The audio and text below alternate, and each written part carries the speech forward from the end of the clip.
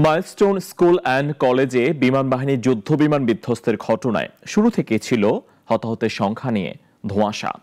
24 July CMH এর তালিকায় নিহত দেখানো হয়েছিল 15 জন, তবে আজ তা একজন কমে দেখানো হয়েছে 14 জন।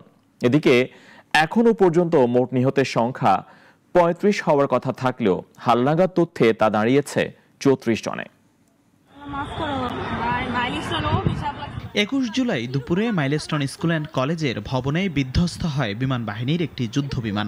এরপর থেকে হতাহতের সংখ্যা নিয়ে তৈরি হয় বিভ্রান্তি। সামাজিক যোগাযোগ মাধ্যমে দেখা যায় গুজবের ছড়াছড়িও।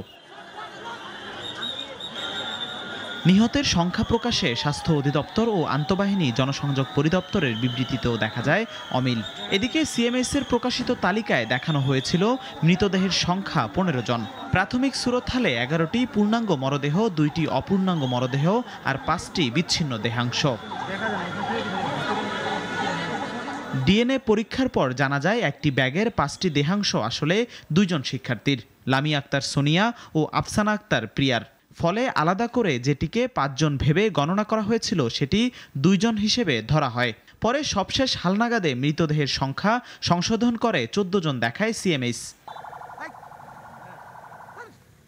এদিকে এখনও রাজধানীর বিভিন্ন হাসপাতালে চিকিৎসাধীন আছে শতাধিক আহত রোগী, আর দগ্ধ অবস্থায় আহতদের বিদেশি বিশেষজ্ঞের পরামর্শে চলছে চিকিৎসা কার্যক্রম। অনেকেই খানিকটা সুস্থ হয়ে বার্ন ইনস্টিটিউট থেকে ফিরছে পরিবারের কাছে। স্কুল ভবনটি এখনও বাংলাদেশ বিমান বাহিনীর তদন্তাধীন। তদন্ত শেষ হলে এটি হস্তান্তর করা হবে স্কুল কর্তৃপক্ষের কাছে। জিহাদুল ইসলাম, নাগরিক, ঢাকা।